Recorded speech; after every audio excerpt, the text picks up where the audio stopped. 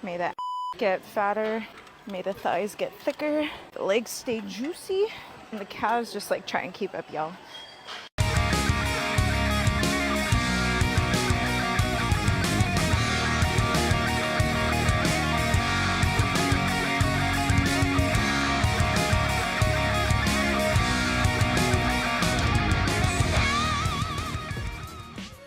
What's up everyone, David here. We got a new video for y'all today, but before we get into it, if you haven't already, make sure you subscribe to the channel, hit the bell notification so you don't miss out on any new videos. Because remember, new videos on this channel every Tuesday, Thursday, and Sunday, so don't miss out.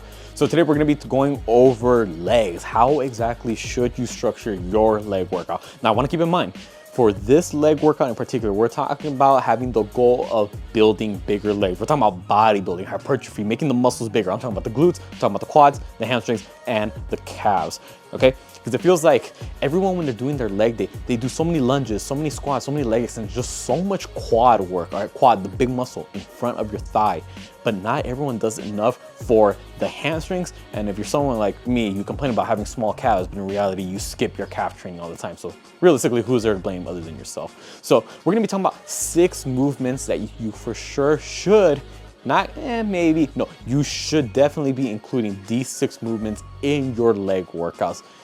Doesn't matter which type of variation, as long as it follows within the same type of movement pattern. So the first one is going to be the squat. I mean, we're talking about a fundamental movement. We're talking about the king of lower body exercises. How can you not have a squat in there? It doesn't matter which type of squat that you're gonna be doing. For me personally, the leg workout that I just did, I went ahead and did Smith machine squats. Now, the way that I'm gonna be going about it is I really emphasize the squat as my main quad work, all right? I'm really emphasizing working out the quads, even though a squat does work out your glutes and quads. The way I did it is because I elevated my heels and I was really emphasizing pushing my knees forward. What exactly happens when you do that?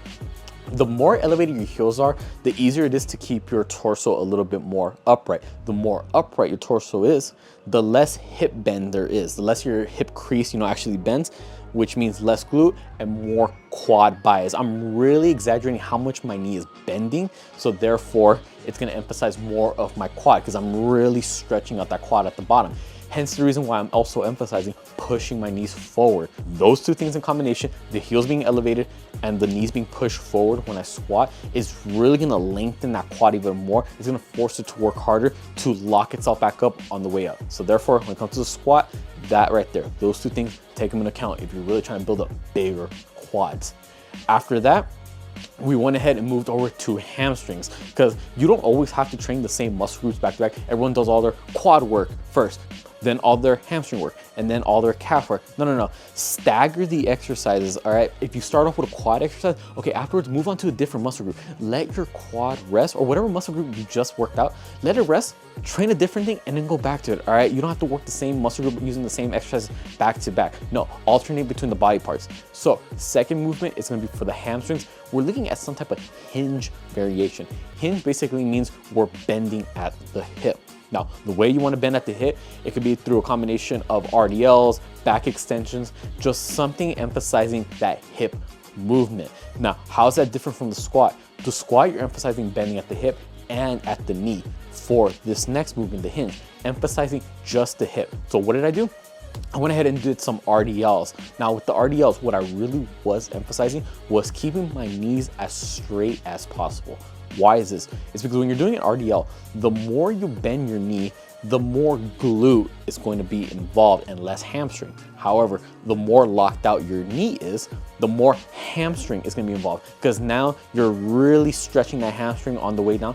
That's what you want if you want to grow bigger hamstring. It is still going to work the glutes, just how the squat is still gonna work the glutes, but now we're putting a bigger emphasis on the hamstring, and that's what we want.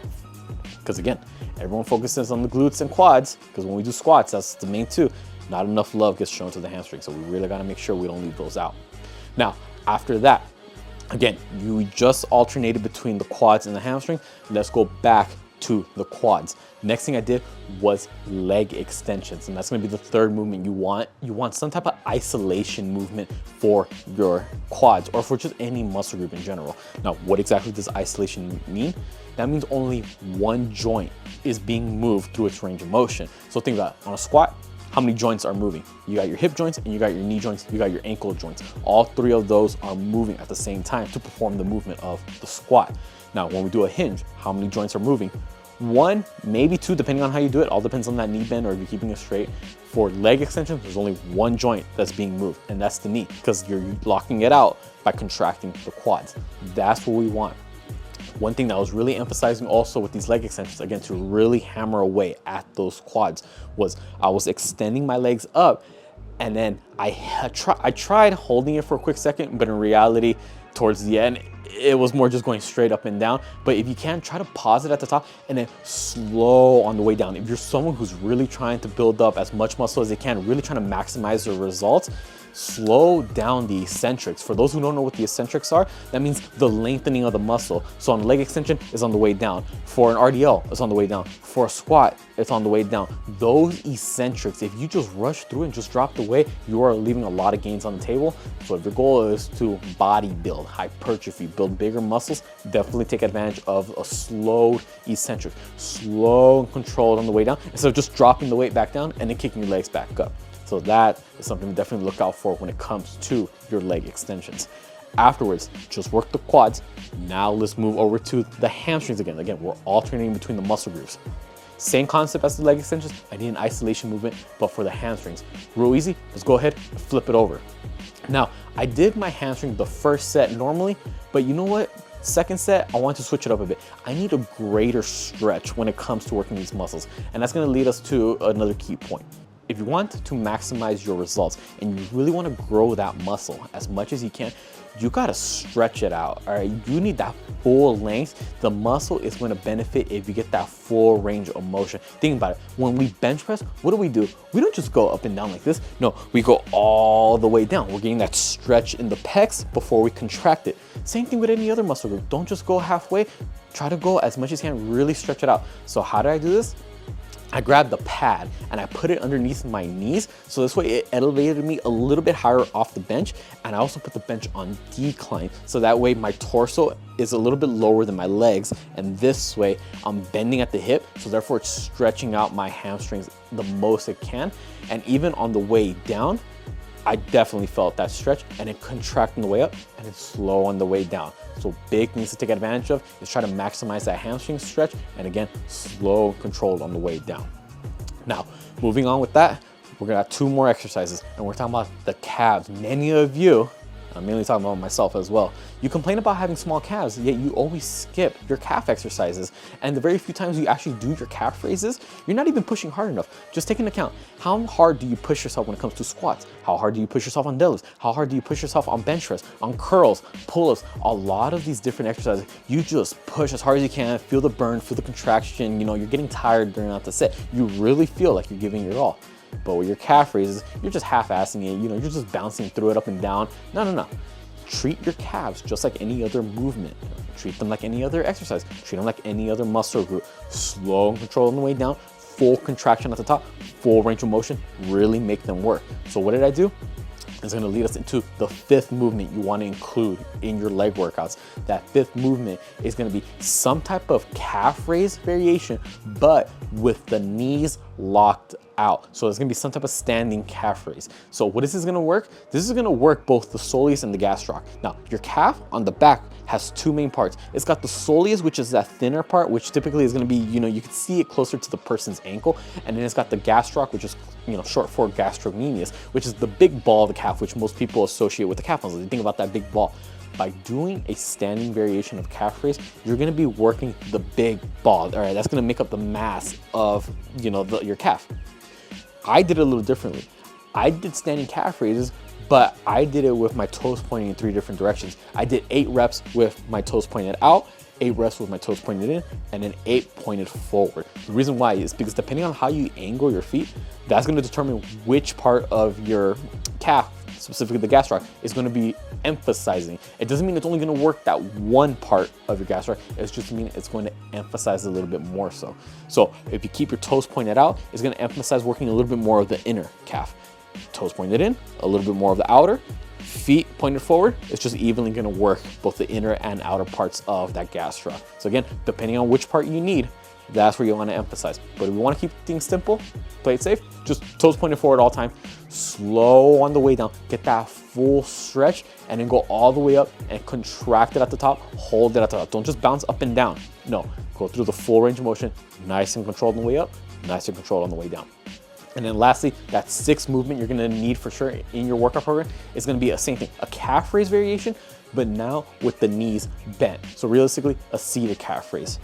We already emphasized the gastroc with the standing variation. Now we gotta really emphasize and we gotta isolate that soleus, the thinner part of your calf. And the way you're gonna emphasize it is by having your knee bent. And same thing as what we do with the gastroc. Slow and controlled on the way down, and then contraction and hold it for a quick sec at the top. Again, you gotta treat your calves just the same way that you would treat any other muscle group. You gotta train it through its full range of motion. You gotta train it hard, all right? Don't just bounce up and down through the reps and then finish your set still feeling good. No, the same way you push yourself hard when it comes to a bench press, the same way you gotta apply when it comes to your calf training. Make those calves work. Feel the burn in those calves. Struggle to get those last few reps. Get comfortable with feeling uncomfortable when it comes to the calf training, and I promise you, you'll no longer have to complain about having small calves. Simple. So there you have it, everyone. Just real quick, those are gonna be the 6 movements that you should definitely include in your leg workouts. Those are the 6 that I personally include in mine. You even saw a sample workout of what I did for my leg training as of recently. Again, leg training, keep it simple. You don't have to overcomplicate it. Just find the exercises that work for you. Make sure you're working each muscle group evenly and actually push hard. I know I gave little tips right here of, okay, emphasizing this little thing here, emphasizing this little thing here. But at the end of the day, if you want results, you want to build bigger muscles, if you're not pushing hard enough, you're not feeling the burn of those muscles, you're not getting adequate rest, you're not eating enough protein, you're not staying on top of your diet, if you don't take all those things into account, you're not going to see the results that you want. You may see some results, but you're definitely not going to be able to maximize them. So just want to throw that out there. Comment down below if this video was helpful. Comment down below what are some leg day tips that you may have for any muscle group in the leg, glutes, quads, hams, calves, whatever it is. Comment down below. Also, just comment down below any other video suggestions you may have, whether it be about mindset, motivation, nutrition, diets, workouts, programs, whatever it is. Comment down below. I'd be more than happy to help y'all out. Also, be sure to subscribe not just to my channel, but my girlfriend's channel and our couple's channel so you don't miss out on any new videos. Because remember, we got new videos every week across the board for all 3 channels. For this channel specifically, new videos every Tuesday, Thursday, and Sunday. So don't miss out. And then Instagram and TikTok, same thing. Be sure to follow me on my accounts, girlfriend's accounts, couple's accounts. I put all links down in the description below. With that being said, I'll catch y'all next time.